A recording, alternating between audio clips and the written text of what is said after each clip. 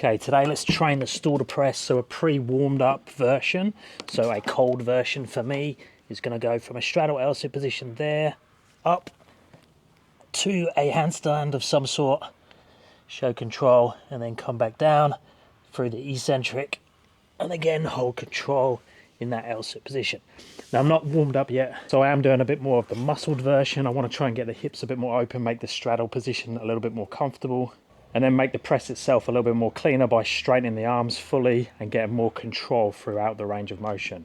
Now you'll notice I'm training it elevated on the box today. Now that does lend itself to someone like myself who has a little bit more strength and a little bit less compression to get it off the floor. It means I can bang out reps without having to do loads of warm up and flexibility work on my straddle position. But obviously a prerequisite is that you're comfortable to handstand on a box at this height. Now you could handstand a bit more in the middle so you have a bit more room for error, but I personally like having the box behind me. So when I come down on the straddle, I have the safety of my feet going lower, which makes it easier, lower than the hands.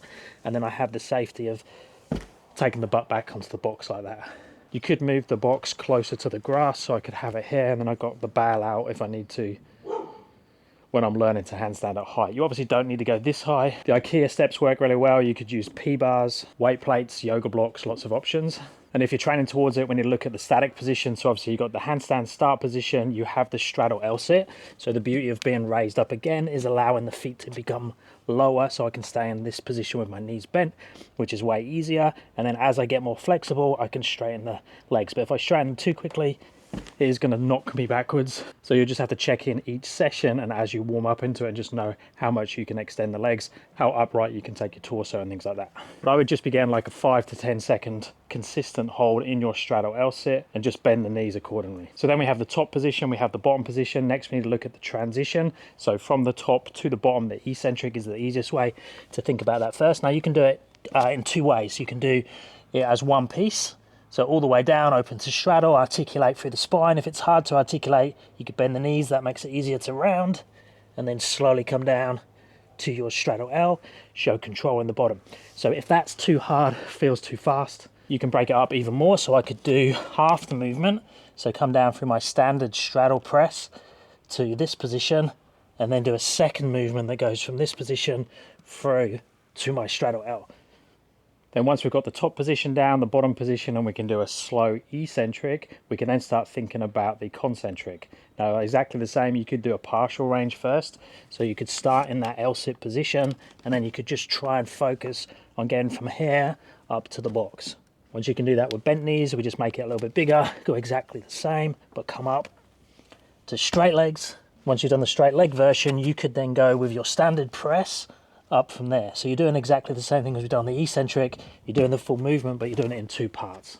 Then when you're ready, you can try the full movement. Now the full movement ideally should go from a straight arm position here, keep the arms straight, pass through all the way to the top, and then get the eccentric bonus on the way back down, so you get more time and attention through the full movement.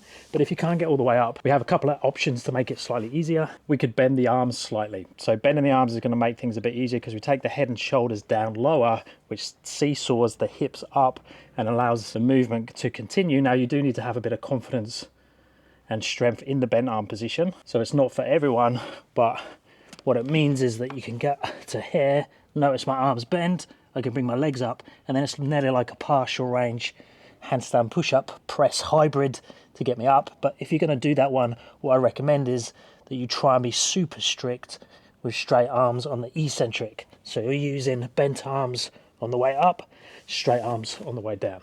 We can do the same with the legs. So bending the arms will change the lever arm. So if I'm someone, when they take their legs straight, they come around the back, that increases the lever arm in that direction. It's going to make it really hard to get up to handstand. But if I shorten the lever arm by bending the knees, it's going to make it much easier to get up. So if someone has legs that like to go backwards, it's going to look more like this. And then you get stuck there, so it turns into more like a planche press. But by bending the legs, it tends to take us more up, rolls through the spine a little bit easier, decreases the lever arm, and then I can go up and around that way. It still might be a bit planchy like that with the shoulders, but the sideways movement isn't so much, and that difference in lever arm definitely makes a big difference. And you could obviously do a combination of both of those, so you could have a slight bend in the arms, a slight bend in the legs as needed to get up. Remember, straight arms on the way back down for that strict eccentric. With any of those options, we can use momentum to make things easier as well. So if I come out of it much faster, it's going to make it easier to get up, as long as the speed is going in the right direction and up, not backwards.